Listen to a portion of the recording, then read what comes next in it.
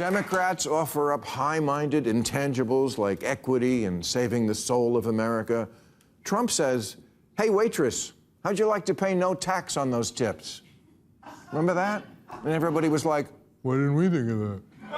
Hi guys, welcome to Media Madness. I'm Thomas and I'm filling in for Natalie today. Bill Maher is seemingly dumbfounded that Trump has utilized normal methods in politicking to sweep up a broad patchwork of different voters, and he brought up some pretty wild examples, so why don't we take a look? Finally, new rule. I told you so. I've been telling Democrats for years the Republicans are going to steal pot from you as an issue, and now Trump says... We're looking at reclassification, and we'll make a determination. What'd you expect?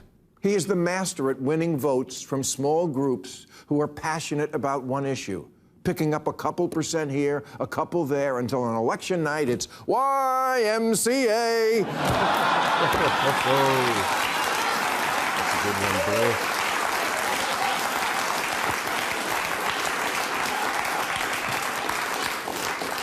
While Democrats offer up high-minded intangibles like equity and saving the soul of America, Trump says, hey, waitress, how'd you like to pay no tax on those tips? Remember that? And everybody was like, why didn't we think of that? Las Vegas is a town where everybody gets tips, so maybe that's why Trump was the first Republican to win Nevada in 20 years. You know by how much? 50.59%. Because napalm in the morning smells like victory.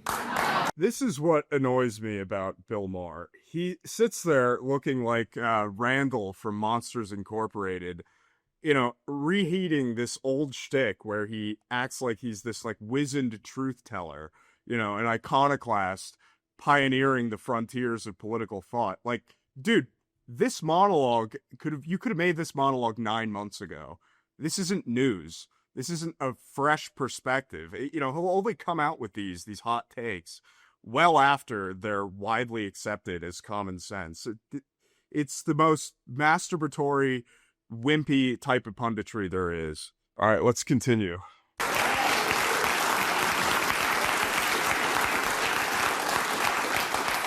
He did it with the tips.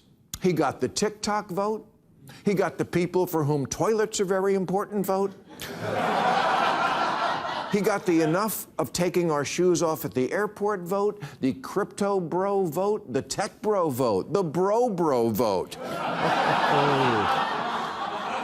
He got rappers and kale eaters. Oh, yeah, Bobby Kennedy will never be president, but his Make America Healthy Again people, oh, that's another, I don't know, 4% he picked off, and they're ride or die. Choosy yoga moms choose natural sugar and soda, not corn syrup, and they want vaccines to be their choice, and they think your breakfast cereal shouldn't glow in the dark. It might sound like snake oil to you, but remember, Bobby Kennedy actually cooks with snake oil. Bravo.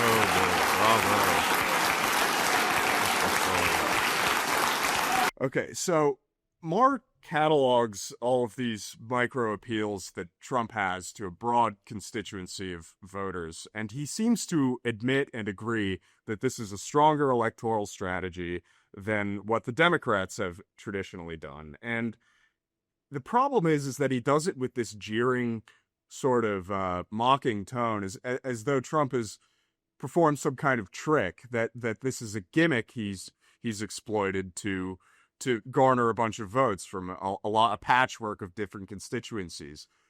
It's not really a gimmick. Is this not what politics is? So Bill keeps going here with some more examples and rightfully points out some of the hypocrisies of Trump over time.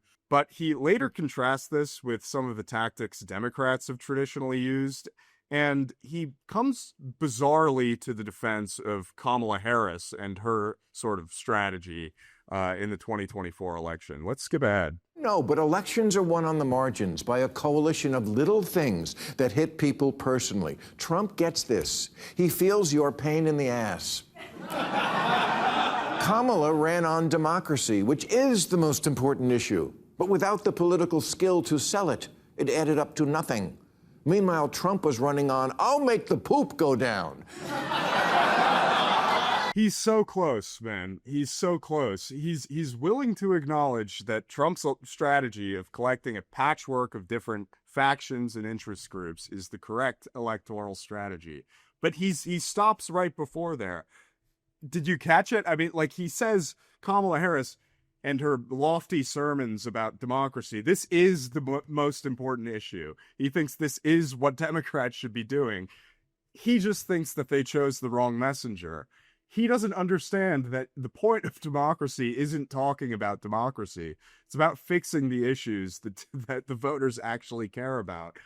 It's so strange that Bill Maher he could recognize all of this cognitively, but he's stopped short of accepting it. He just won't make the leap. All right, let's keep going. He never shut up about bad shower pressure, shitty light bulbs, and low-flow toilets. For the record, I think he said this once. See, this has come up like 9 times now in Bill Maher's monologue. I don't know why he keeps hammering in on the toilet thing. It was a one-time comment I think he made. Not exactly ask not what your country can do for you, but for some little niche group, it was all that mattered. He's right. It shouldn't take 2 flushes to make my shit go away. That's my guy, YMCA.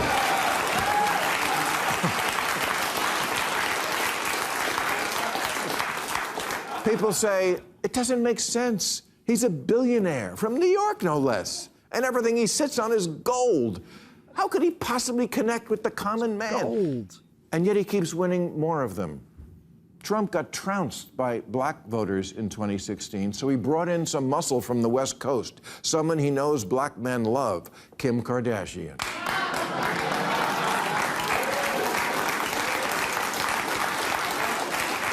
Yeah. Together, they passed the First Step Act, which scaled back restrictions on felons, a connection he built on in 2024 by becoming one.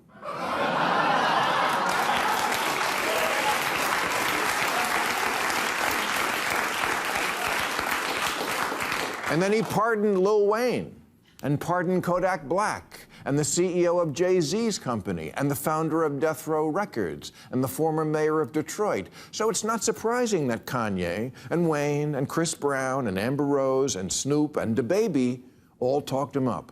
That last one out of professional courtesy. Now, did he win the black vote? Not even close. But he doubled what he got in 2020, and in places like Philly, Detroit, and Milwaukee, that was the difference. And now he's going to do it with pot.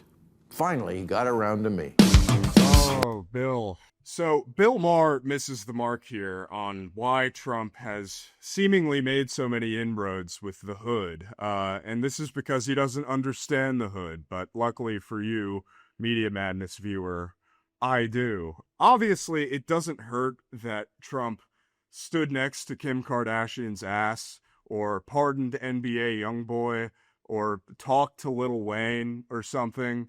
It's not entirely about Trump's political tokenism. I think it has more to do with the democracy sermons that Bill Maher seems to have endorsed just a couple minutes ago. Not to get too egg-headed about it, but even Malcolm X and MLK, I think, correctly identified their main obstacle as the self-righteous white liberal.